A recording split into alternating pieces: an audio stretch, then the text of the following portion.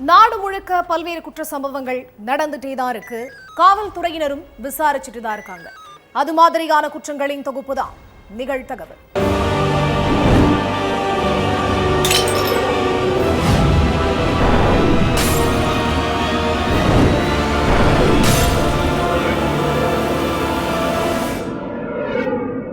நிகழ்தகவு. மூச்சு பேச்சு இல்லாமல் கிடந்த 8 மாத கர்ப்பிணி மனைவியை தூக்கிக் கொண்டு மருத்துவமனைக்கு ஓடிய கணவன். இளம்பெண் உயிரிழந்து அரை மணி நேரமாகிவிட்டதாக கூறிய மருத்துவர்கள். கர்ப்பிணி கழுத்தில் இருந்த நகக்கீறல்களால் வெளிச்சத்துக்கு வந்த உண்மை. நிறை மாத கர்ப்பிணி மனைவியை ஈவு இரக்கம் இல்லாமல் கழுத்தை நெரித்துக் கொன்ற காதல் கணவன். கர்ப்பிணி மனைவியை துடிதுடிக்க கொன்றது ஏன்? கணவன் வாக்குமூலத்தில் சொன்னது என்ன?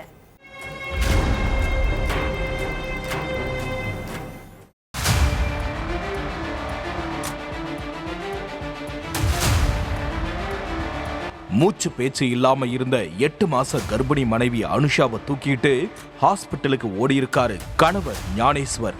டாக்டர், என்னோட மனைவி மயக்கத்துல இருக்கா, ரொம்ப பயமா இருக்கு, என்னன்னு பாருங்கன்னு கண்ணீரோடையும் முகத்துல பதற்றத்தோடையும் சொல்லியிருக்காரு ஞானேஸ்வர். உடனே அனுஷாவை பரிசோதனை பண்ண மருத்துவர்கள் அவங்க உயிரிழந்து அரை மணி நேரத்துக்கு மேலாகுதுன்னு சொல்லியிருக்காங்க. அதை கேட்டதும் கீழே விழுந்து கதறி அழுத ஞானேஸ்வர், உன்னையும் என் குழந்தையையும் கொன்னுட்டேன்னு சொல்லி தலையில அடிச்சுக்கிட்டு அழுதுருக்காரு. அதே நேரம் அனுஷாவோட கழுத்துல நகக்கீறல்களும் காயங்களும் இருந்ததை பார்த்த டாக்டர்கள் இதுல ஏதோ வில்லங்கம் இருக்குன்னு புரிஞ்சுக்கிட்டு உடனே 100க்கு போன் பண்ணி விஷயத்த சொல்லியிருக்காங்க. அதுக்கு பிறகு ஹாஸ்பிட்டலுக்கு வந்த போலீஸ் கிட்ட என்னோட மனைவியையும் வயித்துல இருந்த என் குழந்தையையும் கொன்னுட்டேன்னு சரணடைஞ்சிருக்காரு ஞானேஸ்வர். என்ன சொல்றீங்க, எதுக்காக உங்க மனைவியை கொலை பண்ணீங்கன்னு விசாரிச்சுக்கிட்டே ஞானேஸ்வர சம்பவம் நடந்த வீட்டுக்கு அழைச்சிட்டு போய் சோதனை பண்ணியிருக்காங்க. வீட்டுல இருந்த பொருட்கள் எல்லாமே அங்கங்க சிதறி கிடந்ததை பார்த்த போலீஸ், உங்களுக்குள்ள என்ன சண்டை வந்துச்சு, கொலை செய்யற அளவுக்கு 2 பேத்துக்கும் இடையில அப்படி என்ன பிரச்சனை, என்ன நடந்ததுன்னு தெளிவா சொல்லுங்கன்னு துருவி கேட்டிருக்காங்க. அதுலதான் நிறை மாதமா இருந்த அனுஷா அனுபவிச்ச கொடுமைகள் எல்லாம் ஒண்ணு விடாம சொல்லியிருக்காரு ஞானேஸ்வர். ஆந்திர மாநிலம் விசாகப்பட்டினத்துல இருக்கிற மதுரவாடா தான் ஞானேஸ்வருக்கு சொந்த ஊரு. காலேஜ் படிக்கிற டைம்ல தான் ஞானேஸ்வருக்கு அனுஷா அறிமுகமாகி இருக்காங்க. ஃப்ரெண்ட்லியா பழகின 2 பேரும் நாளடைவுல லவ் பண்ண ஸ்டார்ட் பண்ணியிருக்காங்க. பல இடங்களுக்கு போய் தங்களோட காதலை வளர்த்துட்டு வந்த ஞானேஸ்வரும் அனுஷாவும் கல்யாணம் பண்ணிக்க முடிவு எடுத்திருக்காங்க. அதுக்காக தங்களோட காதல் விவகாரத்தை அவரவர் வீட்டுல சொல்லியிருக்காங்க. ஆரம்பத்துல 2 வீட்லயும் காதலுக்கு எதிர்ப்பு தெரிவிச்சாலும் அதற்கு பிறகு பிள்ளைகளோட சந்தோஷம் தான் முக்கியம்னு ஞானேஸ்வருக்கும் அனுஷாவுக்கும் கல்யாணம் பண்ணி வச்சிருக்காங்க. காதல் புரியாம 1.5 வருஷமா திருமண வாழ்க்கைய சந்தோஷமா நடத்திட்டு வந்திருக்காங்க 2 பேரும். ஞானேஸ்வருக்கு சொந்தமா ஹோட்டல் வைக்கணும் அப்படிங்கிறது தான் கனவு. அதுக்காக தன்னோட பிளான் எல்லாத்தையும் மனைவி அனுஷா கிட்ட சொல்லியிருக்காரு. அதுக்கு எந்த ஒரு மறுப்பும் தெரிவிக்காம கணவருடைய ட்ரீமை அச்சீவ் பண்றதுக்கு ஹெல்ப் பண்ணியிருக்காங்க அனுஷா. தன்னோட நகைகளை எல்லாத்தையும் அடகு வச்சு அந்த பணத்தை கணவர்கிட்ட கொடுக்க ஞானேஸ்வரும் அந்த பணத்துல ஃபாஸ்ட் ஃபுட் கடை ஒன்று ஓபன் பண்ணியிருக்காரு. வியாபாரமும் அமோகமா நடந்திருக்குது. இந்த சூழல்ல மனைவி அனுஷா மேல ஞானேஸ்வருக்கு சந்தேகம் வந்திருக்குது. அனுஷா அவங்களுடைய அம்மா வீட்டுக்கு போயிருக்காங்க. அப்போ திரும்பி வீட்டுக்கு வரும்போது எதிர் வீட்டுல இருந்த தன்னோட ஸ்கூல்ல ஒன்னா படிச்ச பையனோட வந்து இறங்கி இருக்காங்க. மனைவி வேற ஒருத்தன் கூட பைக்ல வந்து இறங்கினதை பார்த்ததும் ஞானேஸ்வருக்கு ஆத்திரம் கிளம்பி இருக்குது. அதுல இருந்தே அனுஷா எங்க போனாலும் யார் கூட போற, எங்க போறன்னு சந்தேகப்பட்டு டார்ச்சர் பண்ணியிருக்காரு. இதுக்கு நடுவுல அனுஷா கர்ப்பமாகி இருக்காங்க. இந்த சந்தோஷமான விஷயத்த ஞானேஸ்வர் கிட்ட சொல்லணும்னு ஆவலோட இருந்த அனுஷா கணவர் எப்ப வருவாருன்னு வாசலையே பார்த்துட்டு இருந்திருக்காங்க. அப்போ இரவு 12:30 மணிக்கு வீட்டுக்கு வந்த ஞானேஸ்வர் கிட்ட ஓடி போய் தான் கர்ப்பமா இருக்கிற விஷயத்த சொல்லி சந்தோஷப்பட்டிருக்காங்க. ஆனா ஞானேஸ்வர் அதை பெருசா கண்டுக்காம மனைவிய சந்தேகப்பட்டிருக்காரு.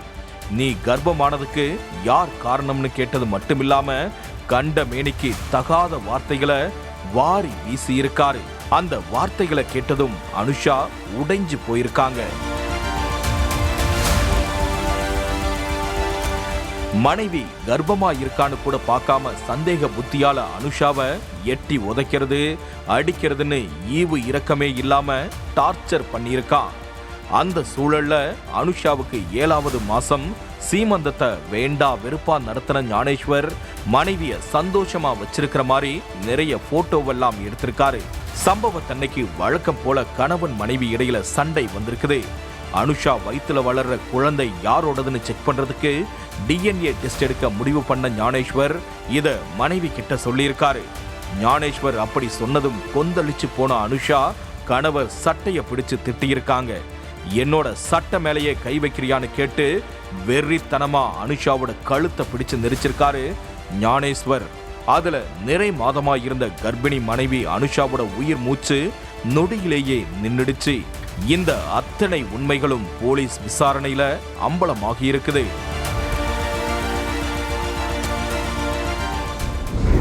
டாஸ்மாக் கடை அருகே குத்துயிரும் கொலை உயிருமாய் கிடந்த இளைஞர்கள் மருத்துவமனைக்கு செல்வதற்குள் ஒருவர் உயிரிழந்த பரிதாபம். இருவரை வெட்டி சாய்த்தது யார் என விசாரணையில் இறங்கிய போலீஸ். கொடூர கொலைக்கு காரணமான ஒற்றை மெசேஜ். கொலையாளிகள் சிக்கினார்களா? நடந்தது என்ன?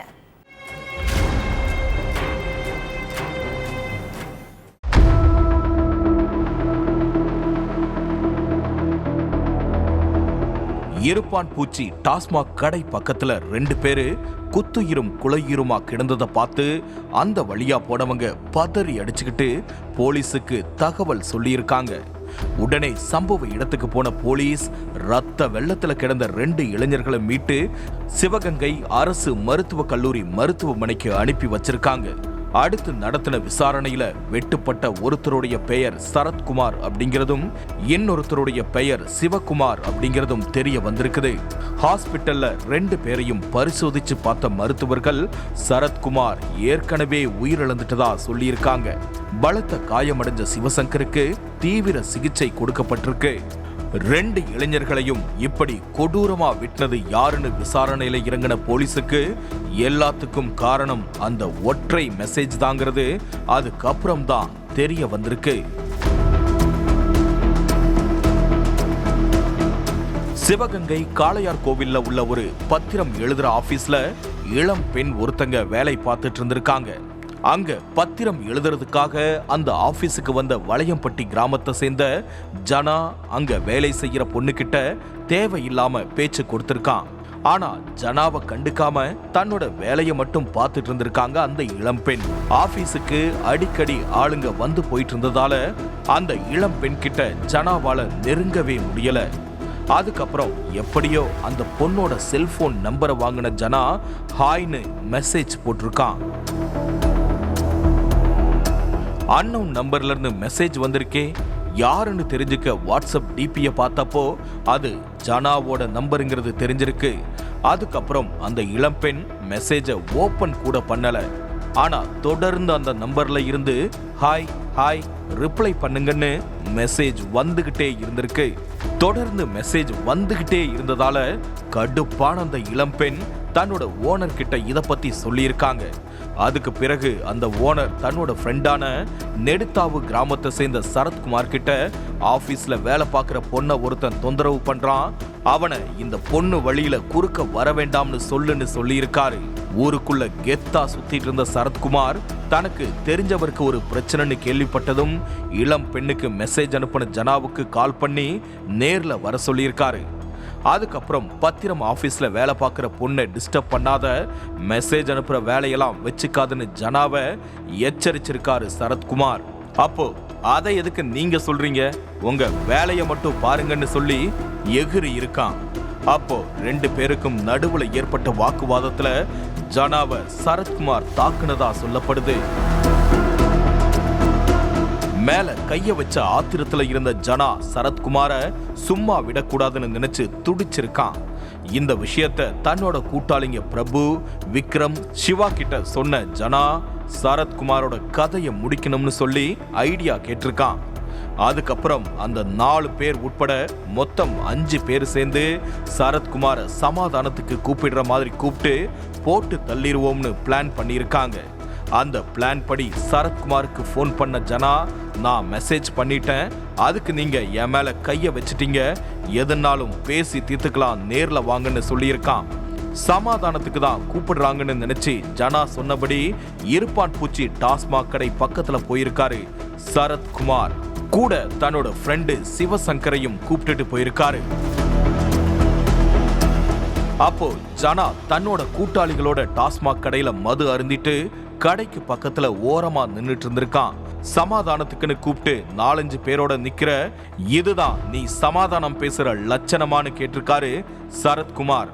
அப்போ ஜனாவும் அவன் கூட இருந்தவங்களும் என்ன தைரியம் இருந்தா எங்க ஃப்ரெண்டு மேலேயே கைய வைப்பன்னு கேட்டு தகாத வார்த்தையால பேசியிருக்காங்க.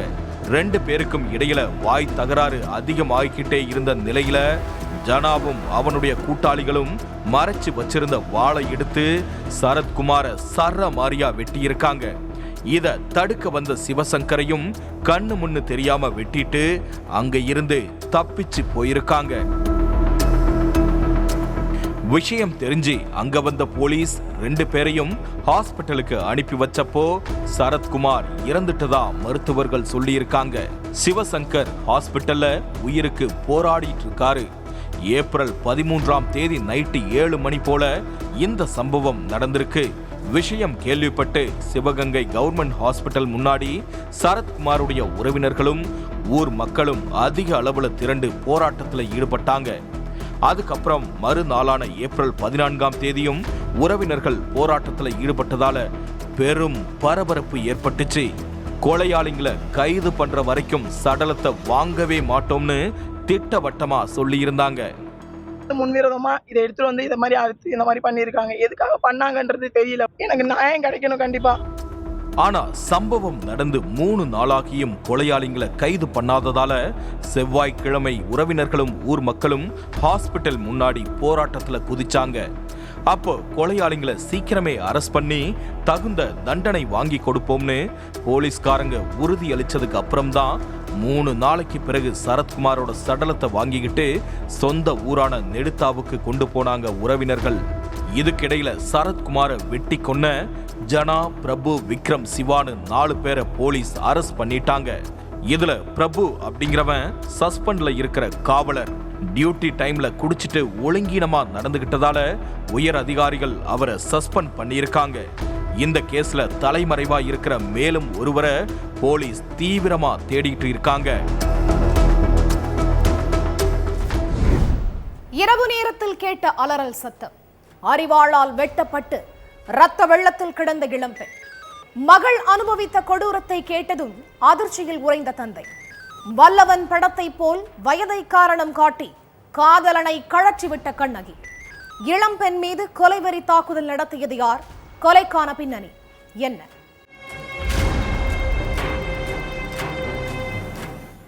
தென்காசியில இருக்கிற கற்குடி கிராமம் வழக்கத்தை விட ரொம்பவே அமைதியா இருந்திருக்குது.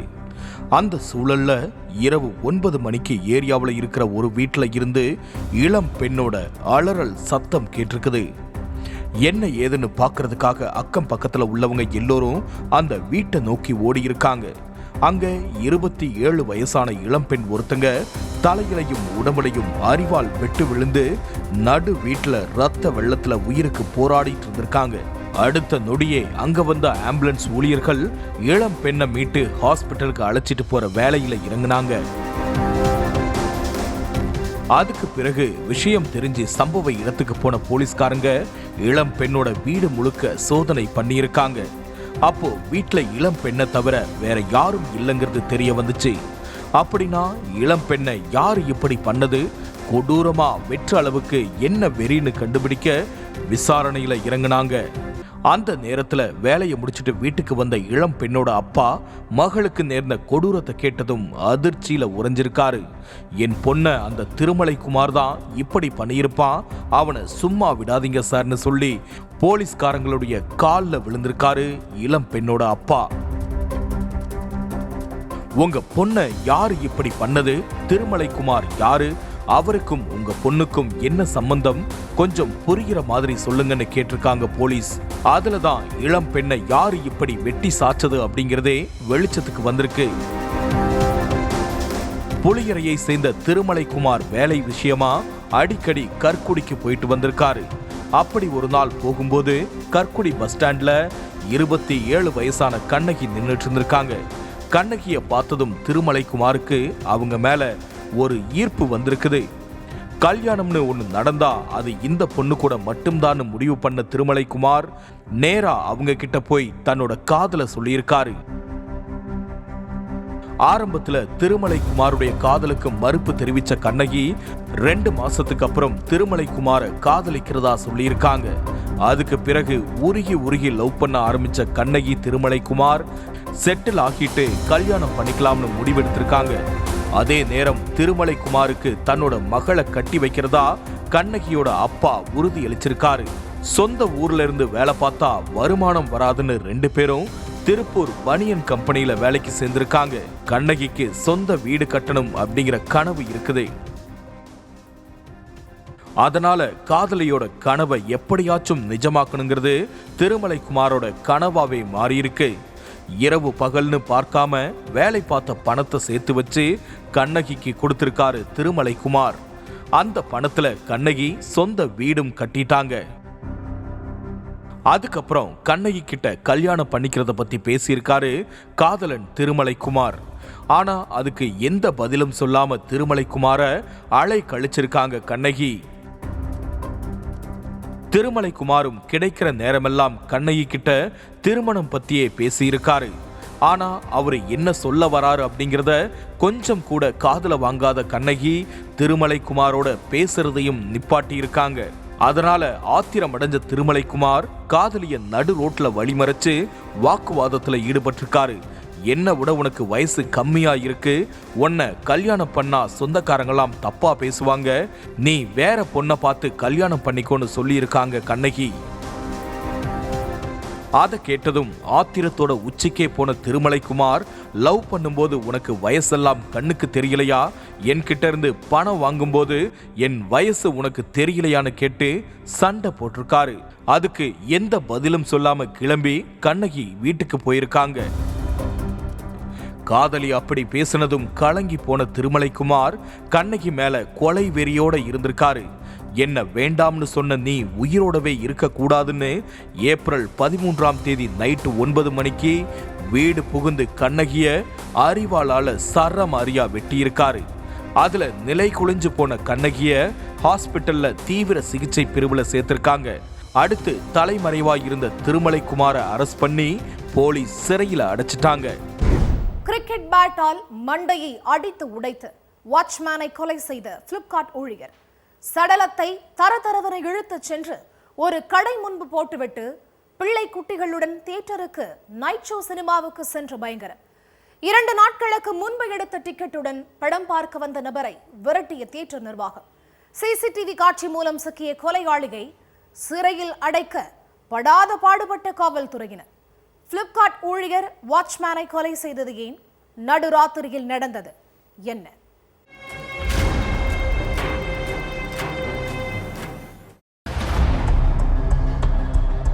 பல்லடம் கொச்சி தேசிய நெடுஞ்சாலையில ஒரு ஆணோட சடலம் கிடக்கிறதாகவும் அந்த சடலத்தை ஒரு இளைஞர் தரதரன்னு இழுத்துட்டு வந்து போட்டுட்டு சாவகாசமா நடந்து போறதாகவும் சூலூர் போலீஸ் ஸ்டேஷனுக்கு நைட்டு நேரத்துல ஒருத்தர் போன் பண்ணி சொல்லி இருக்காரு. உடனே அங்க வந்த போலீஸ் தலையிலையும் முகத்திலையும் ரத்தம் சொட்ட சொட்ட கிடந்த ஆண் சடலத்தை மீட்டு போஸ்ட்மார்ட்டத்துக்காக ஹாஸ்பிட்டலுக்கு அனுப்பி வச்சதோட கடை தெருவுல இருந்த சிசிடிவி கேமரா காட்சிகளை ஆய்வு பண்ணி இருக்காங்க. அதுல சடலத்தை இழுத்துட்டு வந்து போட்டது கோவை பாப்பம்பட்டி காந்தி நகர்ல இருக்கிற மணிகண்டன் அப்படிங்கிறது தெரிய வந்துச்சு. உடனே அங்க போன போலீசார் மணிகண்டனை கைது பண்ணி காவல் வாகனத்துல ஏறுங்கன்னு சொல்லி இருக்காங்க.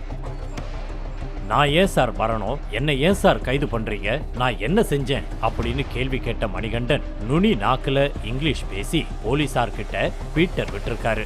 இந்த பீட்டர்லாம் போலீஸ் ஸ்டேஷன்ல போய் வச்சுக்கலாம், வண்டியில ஏறுங்கன்னு சொல்லியும் மணிகண்டன் கேட்கிற மாதிரி இல்ல. நான் ஒரு எஜுகேட்டட், என்னைய சும்மா கைது பண்ண முடியாது, எனக்கும் சட்டம் தெரியும்னு பேசின மணிகண்டனை குண்டு கட்டா தூக்கிட்டு போயிருக்காங்க காவலர்கள். அடுத்ததா ஸ்டேஷனுக்குள்ளேயும் போய் காவல் உயர் அதிகாரிகள் கிட்ட இங்கிலீஷ்ல பேசின மணிகண்டன் அங்க கிடந்த நாற்காலியில கெத்தா உட்கார்ந்து இருக்காரு. எதுக்கு கொலை செஞ்சீங்க, யார கொலை செஞ்சீங்க, கொலைக்கு என்ன காரணம்னு மணிகண்டன் கிட்ட கேள்வி கேட்டு வெறுத்து போன காவலர்கள் அவரோட மகள் கிட்ட விசாரணை பண்ணியிருக்காங்க. அந்த 2 பேரும் தான் நடந்த விஷயத்த போலீஸ் கிட்ட தெளிவா சொல்லியிருக்காங்க.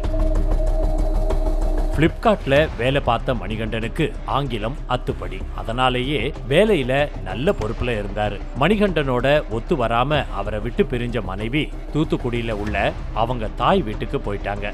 அதனால 5வது படிக்கிற மகன், 3வது படிக்கிற மகள் 2 பேரையும் சங்கரன் கோவில்ல உள்ள ஒரு பள்ளியில ஹாஸ்டல்ல சேர்த்து படிக்க வச்சுட்டு இருக்காரு மணிகண்டன். எக்ஸாம் எல்லாம் முடிஞ்சு விடுமுறையில மகனும் மகளும் வீட்டுக்கு வந்திருக்காங்க. நைட்டு 9 மணிக்கு மேல ஹோட்டல்ல இருந்து பரோட்டா, சிக்கன் 65 எல்லாம் வாங்கி வந்த மணிகண்டன் பக்கத்து பில்டிங்ல வாட்ச்மேனா இருந்த மதுரையை சேர்ந்த ஆறுமுகத்துக்கு கூட நிலா வெளிச்சத்துல உட்கார்ந்து மது குடிச்சிட்டு இருந்திருக்காரு. ஆறுமுகத்தோட வீடுமே பக்கத்துல தான் இருக்குது. வீட்டுக்குள்ள தூங்கிட்டு இருந்த தன்னுடைய மகளுக்கு சிக்கன் கொடுக்கணும், அவளை எழுப்புங்கன்னு ஆறுமுகத்துக்கிட்ட சொல்லி இருக்காரு மணிகண்டன். வீட்டுக்குள்ள போன ஆறுமுகம் மணிகண்டனோட மகளை ஆபாச வார்த்தையால திட்டி எழுப்பி இருக்காரு. அந்த வார்த்தை தன் காதுல விழுந்ததும் கொந்தளிச்ச மணிகண்டன், என் மகளையே ஆபாச வார்த்தையில திட்டுறியான்னு பக்கத்துல கிடந்த கிரிக்கெட் பேட்டை எடுத்துட்டு போய் ஆறுமுகத்தோட மண்டை, முதுகுல இப்படி சரமாரியா அடிச்சிருக்காரு. அதுல ஆறுமுகத்தோட மண்டையில இருந்து ரத்தம் பொல பொலன்னு ஊத்தி இருக்கு. கொஞ்ச நேரத்திலேயே மயங்கி கீழே விழுந்து உயிரிழந்த ஆறுமுகத்தோட சடலத்தை காலை பிடிச்சு தரன்னு இழுத்துக்கிட்டு போய் பல்லடம் கொச்சி தேசிய நெடுஞ்சாலையில உள்ள கோழி தீவன கடைக்கு முன்னால போட்டுட்டு அசால்ட்டா நடந்து போயிருக்காரு.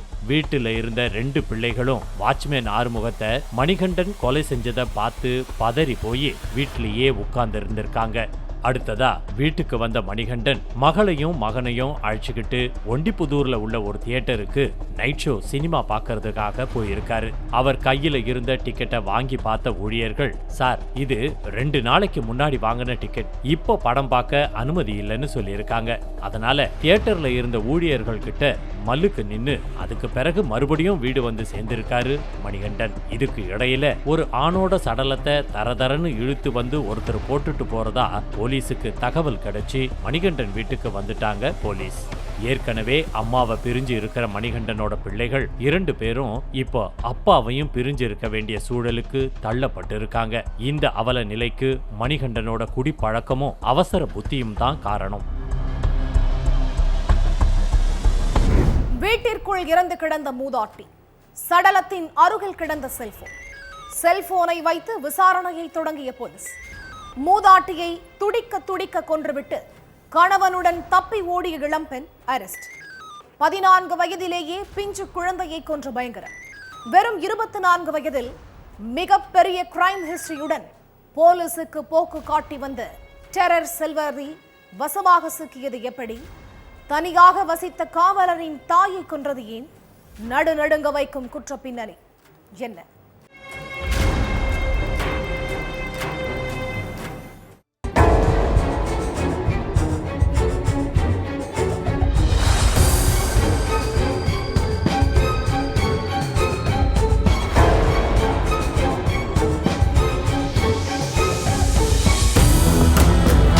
வழக்கமா சாயந்தரம் 5 மணிக்கு மேல வீட்டு வாசல்ல உட்கார்ந்து பேசிட்டு இருக்கிற 65 வயசு மூதாட்டி வசந்தா மதியம் 2 மணியில இருந்தே ஆளையே காணோம்.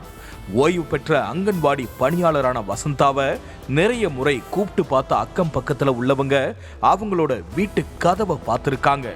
அது உள்பக்கமா தாழ்பால் போடப்பட்டிருந்துச்சு. அடுத்து சாத்தான்குளம் டிஎஸ்பி ஆபீஸ்ல காவலரா வேலை பார்த்துட்டு இருக்கிற மூதாட்டியோட மகன் விக்ராந்துக்கு போன் பண்ணி, உங்க அம்மாவுடைய வீடு ரொம்ப நேரமா உள்பக்கமாவே பூட்டி கிடக்குது, எத்தனை முறை கூப்பிட்டாலும் அவங்க சத்தம் கொடுக்கவே மாட்டேங்கிறாங்க, என்ன பண்றதுன்னு கேட்டிருக்காங்க. அப்போ வீட்டோட இன்னொரு சாவி இருக்கிற இடத்தை சொன்ன விக்ராந்த் அந்த சாவியை வச்சு கதவை திறந்து பாருங்கன்னு சொல்லியிருக்காரு. அடுத்து வீட்டை திறந்து பார்த்த மக்களுக்கு பெரிய அதிர்ச்சி காத்திருந்திருக்கு. வீட்டுக்குள்ள மூதாட்டி வசந்தா சடலமா கிடந்திருக்காங்க. விஷயம் தெரிஞ்சு அங்க வந்த போலீஸ் வசந்தாவுக்கு என்ன ஆச்சு, யாராச்சும் வீட்டுக்கு வந்துட்டு போனாங்களான்னு விசாரிச்சிட்டு இருந்தாங்க. அப்போ வீட்டுக்குள்ள ஒரு செல்போன் கிடந்தது போலீஸ் கண்ணுல தென்பட்டிருக்கு. வசந்தாவோட செல்போன் தனியா இருக்கும்போது இந்த செல்போன் யாரோடதா இருக்கும்னு டவுட் வந்திருக்கு. அடுத்து நடத்தின விசாரணையில அது பின் வீட்டில் இருக்கிற 24 வயசான செல்வரதியோட செல்போனுங்கிறது தெரிய வந்திருக்கு.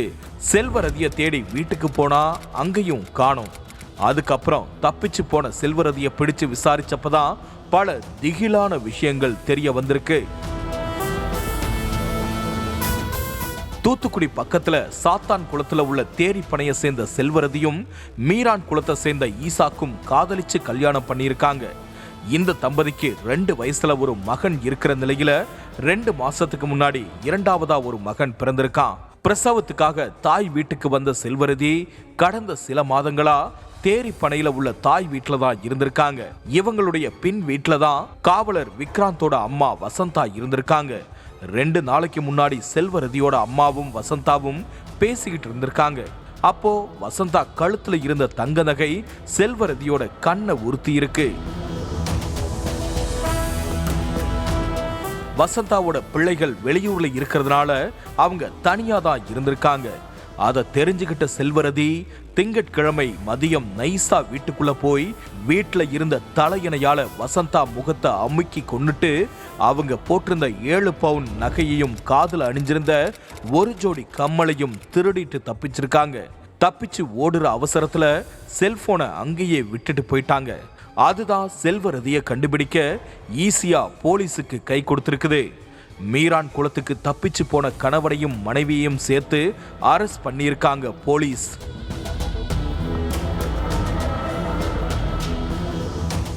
கைது செய்யப்பட்டிருக்கிற செல்வரதியோட ஹிஸ்டரிய தோண்டி பார்த்தப்போ போலீஸே ஒரு நிமிஷம் ஆடி போயிட்டாங்க. செல்வரதிக்கு இப்போ வயசு 24.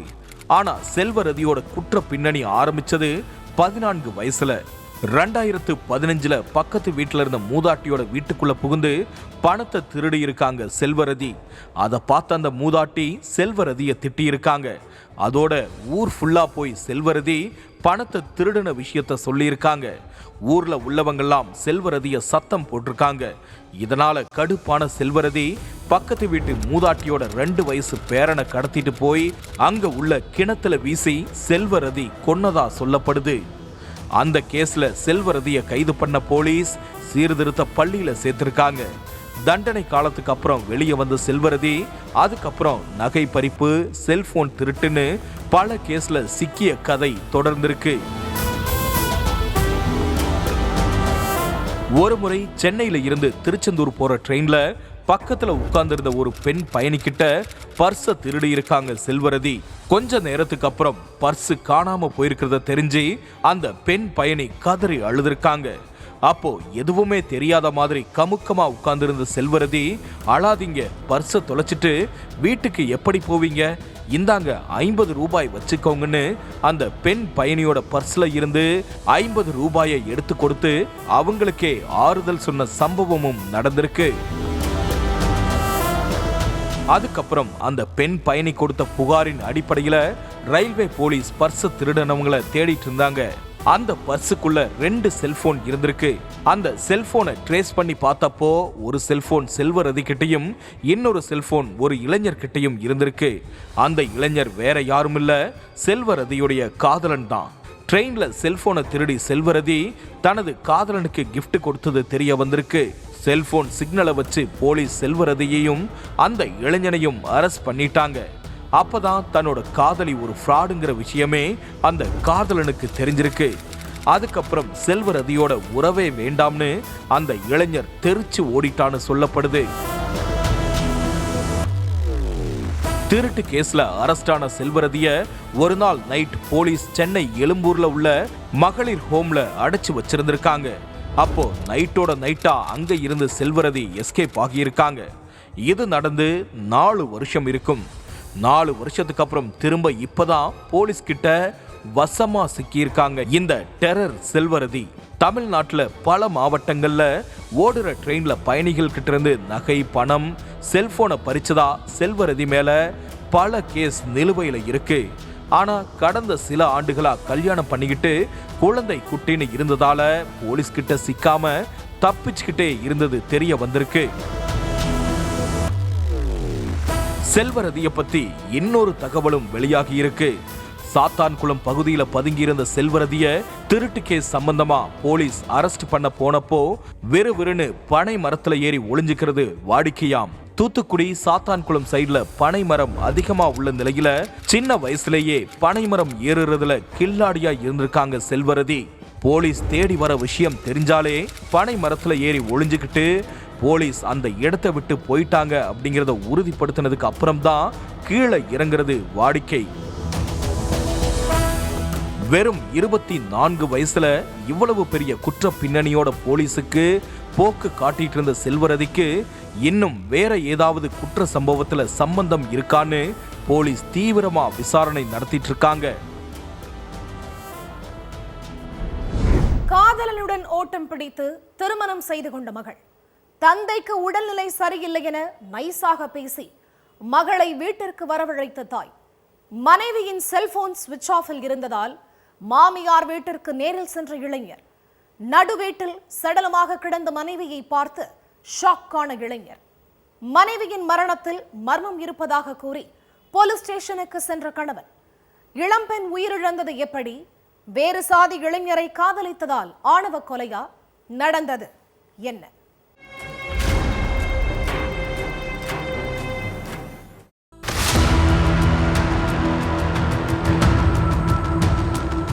சித்தூர் நகர் போலீஸ் ஸ்டேஷனுக்கு கண்ணீரும் கம்பலையுமா இளைஞர் ஒருத்தர் வந்திருக்காரு. என்னப்பா தம்பி, என்னாச்சு, ஏன் அழுவுறீங்க அப்படின்னு கேட்டிருக்காங்க அங்க இருந்த காவலர்கள். லவ் பண்ணி கல்யாணம் பண்ணிக்கிட்ட தன்னுடைய மனைவிய அவங்க அம்மாவும் அப்பாவும் சேர்ந்து கொலை பண்ணிட்டு நாடகம் ஆடுறாங்க சார்னு சொல்லி இருக்காரு இளைஞர். அதுக்கு பிறகு இளைஞர் சொன்னதை வச்சு போலீஸ்காரங்க இளம் பெண்ணோட வீட்டுக்கு போய் அவங்க பெற்றோர்கிட்ட விசாரணை பண்ணியிருக்காங்க. உங்க மகளை நீங்க கொலை பண்ணிட்டதா உங்க மருமகன் கம்ப்ளைண்ட் கொடுத்திருக்காருன்னு கேட்டு விசாரிச்சிருக்காங்க.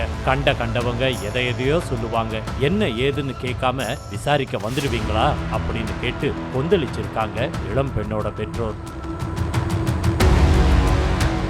அவங்க பேச்சுல ஒருவித ஆணவத்தை கவனிச்ச போலீஸ்காரங்க ஒருவேளை பெத்த மகளையே ஆவண கொலை பண்ணி இருப்பாங்களா அப்படிங்கிற சந்தேகத்தை வரவழைச்சிருக்கு. அதுக்கு பிறகு விசாரணையை வேகப்படுத்தி இருக்காங்க போலீஸ். அதுல தான் உண்மையே தெரிய வந்திருக்கு. ஆந்திர மாநிலம் சித்தூர் மசித்து மிட்டாவை சேர்ந்த இளம்பெண் யாஸ்மின் பானுவும் புத்தலப்பட்டையை சேர்ந்த சாய் தேஜும் ஒரே காலேஜில் படிச்சிருக்காங்க. நட்பா பழக்கமான 2 பேரும் நாளடைவில் காதலிக்க ஆரம்பிச்சிருக்காங்க. யாஸ்மினை 4 வருஷமா உயிருக்குயிரா காதலிச்சுட்டு இருந்திருக்காரு சாய் தேஜ். அதே போல யாஸ்மினும் சாய் தேஜ் மேல உயிரையே வச்சிருந்திருக்காங்க. இந்த சூழல்ல இவங்களோட காதல் விவகாரம் யாஸ்மின் அப்பாவுக்கு தெரிய வந்திருக்கு. மகள் காதலிக்கிறாங்கிறது தெரிஞ்சதும் தரைக்கும் வானத்துக்குமா குதிச்சிருக்காரு யாஸ்மினோட அப்பா. மகள் காலேஜில் இருந்து வந்த உடனே என்ன ஏதுன்னு கூட கேட்காம கண்ட மேனிக்கு அடிச்சிருக்காரு. சாய் தேஜ் வேற ஜாதியை சேர்ந்தவர். அதுதான் யாஸ்மினோட அப்பாவை ருத்ர தாண்டவம் ஆட வச்சிருக்கு. வேற ஜாதியை சேர்ந்தவன் கூட ஒன்ன கல்யாணம் பண்ணி வைக்க முடியாதுன்னு மகளோட காதலுக்கு எதிர்ப்பு தெரிவிச்சிருக்காரு. காதல் கத்திரிக்கான்னு இனிமே அவன் கூட தெரிஞ்சுக்கிட்டு இருந்த உன்னை கொலை பண்ணவும் தயங்க மாட்டோம்னு சொல்லியிருக்காங்க யாஸ்மினோட அப்பா. அடுத்த முகூர்த்தத்திலேயே கல்யாணம் பண்ணணும்னு சொல்லி யாஸ்மினுக்கு வரம் பார்த்திருக்காங்க. நாங்க யார கை காட்டுறோமோ அவங்கள தான் நீ கல்யாணம் பண்ணிக்கணும்னு யாஸ்மினை கண்டிச்சிருக்காங்க. ஆனா யாஸ்மின் தன்னோட காதல்ல அப்பா அம்மா மிரட்டலுக்கு பயப்படாம ஸ்ட்ராங்கா இருந்திருக்காங்க. மறுநாள் காலேஜுக்கு கிளம்பி போன யாஸ்மின் வீட்டுல நடந்த எல்லாத்தையும் சாய் தேஜ் கிட்ட சொல்லி அழுது இருக்காங்க. காதலி சொன்னதை கேட்டதும் சாய் தேஜுக்கும் ஒரு பயம் வந்திருக்கு. அதுக்கு பிறகு சாய் தேஜ் குடும்பத்தோட யாஸ்மின் வீட்டுக்கு போய் பொண்ணு கேட்டிருக்காங்க. உங்க சாதிக்கு எங்க வீட்டு பொண்ணு கேக்குதா? எங்க வீட்டு வாசல்ல நிக்கிறதுக்கு கூட உங்களுக்கு தகுதி இல்ல, இப்படி சொல்லி வார்த்தைகளால நோகடிச்சு அவமானப்படுத்தி அனுப்பியிருக்காங்க. இப்படியே விட்டா சரிபட்டு வராதுன்னு பிப்ரவரி 13ஆம் தேதி இரவு காதலி யாஸ்மினை கூட்டிக்கிட்டு நெல்லூருக்கு போயிருக்காரு சாய் தேஜ். அங்க இருக்கிற கோயில்ல 2 பேரும் கல்யாணமும் பண்ணிக்கிட்டாங்க. அன்னைக்கு நைட்டே சாய் தேஜும் யாஸ்மினும் திருப்பதியில இருக்கிற முத்தியாலா ரெட்டிப்பள்ளி ஸ்டேஷன்ல பாதுகாப்பு கேட்டு தஞ்சம் அடைஞ்சிருக்காங்க. அதுக்கு பிறகு யாஸ்மினோட பெற்றோரை ஸ்டேஷனுக்கு வர வச்சு சமாதானம் பேசி அனுப்பி வச்சிருக்காங்க. அடுத்ததா திருப்பதியிலேயே வீடு வாடகைக்கு எடுத்து தங்களுடைய திருமண வாழ்க்கைய சந்தோஷமா நடத்திட்டு இருந்திருக்காங்க. ஞாயிற்றுக்கிழமை காலையில 11 மணிக்கு யாஸ்மினோட அம்மா மருமகன் சாய் தேஜுக்கு போன் பண்ணியிருக்காங்க. யாஸ்மினோட அப்பா ரொம்ப சீரியஸா இருக்கிறாரு, யாஸ்மினை பார்க்கணும்னு சொல்லிக்கிட்டே இருக்காருன்னு உடனே அனுப்பி வைங்க மாப்பிள்ள அப்படின்னு சொல்லியிருக்காங்க. அதனால மனைவி யாஸ்மினை சித்தூர்ல விட்டுட்டு வேலைக்கு கிளம்பி இருக்காரு சாய் தேஜ். மாமனாருக்கு உடம்பு எப்படி இருக்குன்னு கேட்கறதுக்காக யாஸ்மினுக்கு போன் பண்ணப்போ செல்போன் சுவிட்ச் ஆஃப்ல இருந்திருக்கு. அதனால பதற்றமான சாய் தேஜ் நேரா மாமியார் வீட்டுக்கு போயிருக்காரு. அங்க கட்டுன மனைவி நடு வீட்டுல சடலமா கிடந்திருக்காங்க. யாஸ்மினுக்கு என்ன ஆச்சு, யாரு என்ன பண்ணாங்கன்னு கேட்டிருக்காரு சாய் தேஜ். தூக்கு மாட்டி தற்கொலை பண்ணிக்கிட்டான்னு அலட்சியமா சொல்லி இருக்காங்க பெற்றோர். அது மட்டும் இல்லாம சாய் தேஜ வீட்டுல இருந்து அடிச்சு விரட்டி விட்டுருக்காங்க. மனைவி தற்கொலை எல்லாம் பண்ணிக்கல, நீங்க தான் அவளை ஏதோ பண்ணி இருக்கீங்கன்னு சொல்லி கதறி அழுது. போலீஸ் முழுமையா விசாரணை பண்ணினா தான் யாஸ்மின் தற்கொலை பண்ணிக்கிட்டாங்களா இல்ல அவங்க பெற்றோரே ஆணவ கொலை பண்ணியிருக்காங்களா அப்படிங்கிறது தெரிய வரும். ஒவ்வொரு குற்றங்களின் முடிவும் சட்டத்தின் கையில். விசாரணை தொடரும். பார்க்கலாம் அடுத்த நிகழ்தகவில்.